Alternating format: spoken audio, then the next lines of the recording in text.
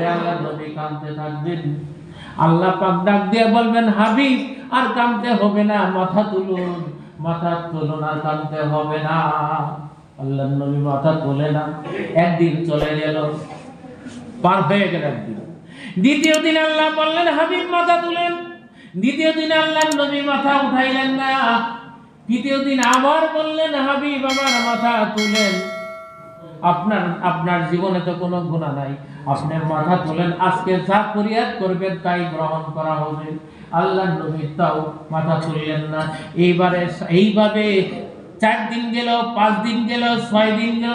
7তম দিবসে আল্লাহ নবীকে আল্লাহর হাবিব বলবেন, হাবিব গো মাথা তোলেন, আর কাঁদতে হবে না। আজকে হাসরের ময়দান, এই কঠিন দিনে আপনি যাহা বলবেন, আপনার যত উম্মতকে শাফাআত করবেন, প্রত্যেকটা উম্মতকে মাফ করে দেওয়া হবে।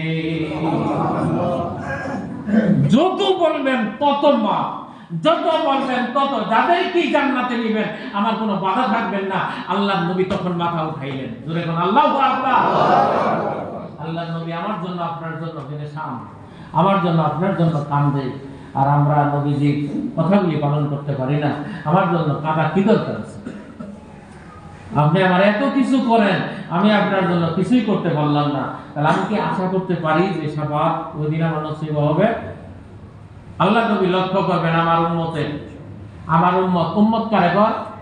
যার মতের সাথে যার মিল, যার মতের সাথে যার মিল সে হইল উম্মত, মতের সাথে মত সে হইল উম্মত।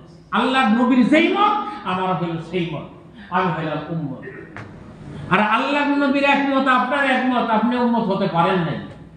এই জন্য হাসরের ময়দানে আল্লাহ নবী শাফাআত করতে থাকবেন। দলে দলে মানুষ জান্নাতে চলে যাবে, আরেক দল মানুষ নতুন মতবাদ নিয়ে আসে, কয় না কিসকি দিয়ে দাড়ি কাই দিয়ে আবার খাড়া করি খাওয়া যায়, সমস্যা নেই।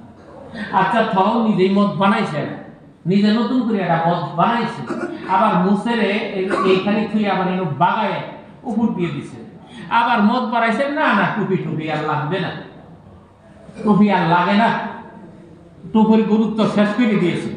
তারপরে আর কি করছে, এই যে আল্লাহর নবী তো যে জামা গায়ে দিয়েছেন এটা তার পছন্দ হয় না, নিজের মন গড়া সুন্দর আবিষ্কৃত নিজের মতামতের কিছু জামা বানায় ফেলছে।